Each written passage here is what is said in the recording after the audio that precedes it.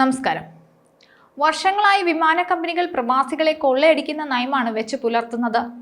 പ്രവാസികൾ എപ്പോഴാണ് അധികമായി നാട്ടിലേക്ക് വരുന്നത് ആ തക്കം നോക്കി വിമാന ടിക്കറ്റിൽ വർധനവുണ്ടാക്കും. കാറ്റുള്ളപ്പോൾ തൂറ്റുക എന്നൊക്കെ പറയും പോലെയാണിത്.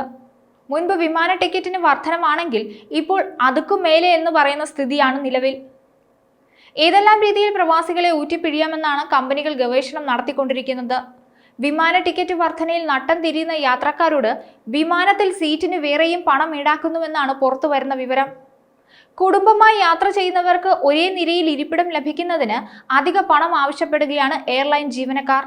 ആദ്യം പല നിരയിൽ സീറ്റ് നൽകിയ ശേഷം പണം ലഭിക്കുന്നതോടെ ഒരേ നിരയിൽ തൊട്ടടുത്ത സീറ്റുകൾ നൽകുന്നു. യാത്രക്കാരെ പിഴിഞ്ഞ് വരുമാനം കൂട്ടുകയാണ് എയർലൈനുകളെന്നാണ് യാത്രക്കാരുടെ പ്രധാനപ്പെട്ട ആരോപണം. അമ്മമാരെയും കുട്ടികളെയും സീറ്റിന്റെ പേരിൽ വേർപിരിക്കുന്നത് ക്രൂരതയാണെന്നും യാത്രക്കാർ പറഞ്ഞു വെക്കുന്നുണ്ട്. നേരത്തെ മുൻനിരകളിലെ സീറ്റുകൾക്കും വിൻഡോ സീറ്റുകൾക്കുമാണ് ചില എയർലൈനുകൾ പ്രത്യേകം പണം ഈടാക്കിയിരുന്നത്. ഇപ്പോൾ വിമാനത്തിൽ ലഭ്യമായ സീറ്റുകളെല്ലാം വിറ്റ് കാശാക്കുകയാണ്. വിമാന ടിക്കറ്റിന് പുറമെയാണ് ഈ കൊള്ള എന്നുകൂടി ഓർക്കണം. നിലവിൽ വിമാനത്തിൽ തൊടുന്നതെല്ലാം പൊള്ളുന്നുവെന്നാണ് പറയുന്നത്. ഇന്ത്യൻ എയർലൈനുകളിലാണ് ഈ അധിക നിരക്ക് ഈടാക്കൽ കൂടുതൽ.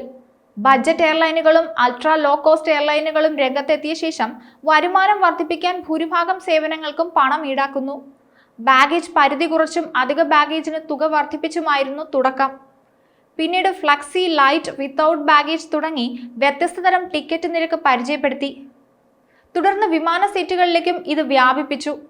പുതിയ പരിഷ്കാരങ്ങൾ നടപ്പാക്കാൻ ഫുൾ സർവീസ് കാരിയേഴ്സും മുന്നോട്ട് വന്നു. എല്ലാ പരിധിയും കടന്ന ചില എയർലൈനുകൾ ഓൺലൈൻ ചെക്ക് ഇൻ ചെയ്യാത്തതിന് വരെ പണം ഈടാക്കി തുടങ്ങി. ചൈൽഡ് ഫെയർ ഇല്ലാതാക്കുക, ഭക്ഷണം നിർത്തുക തുടങ്ങി നേരത്തെ നൽകിയിരുന്ന ആനുകൂല്യങ്ങൾ ഒന്നൊന്നായി വെട്ടുമ്പോഴും ടിക്കറ്റ് നിരക്ക് കുറയ്ക്കുന്നില്ല എന്നാണ് സ്ഥിരം യാത്രക്കാരുടെ പരാതി.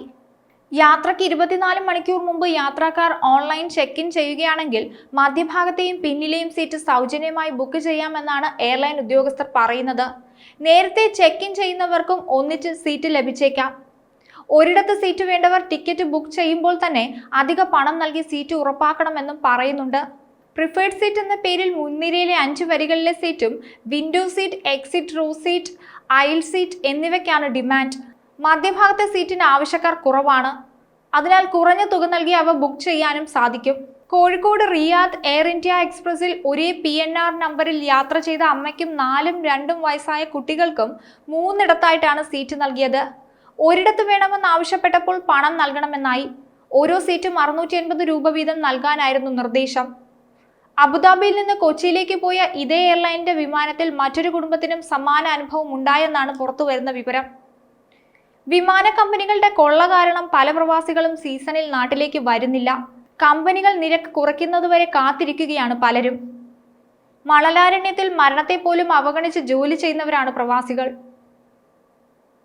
മറ്റൊരു വീഡിയോയുമായി വീണ്ടും കാണാം. ന്യൂസ് ഡെസ്ക്, ഈനാട് മലയാളം.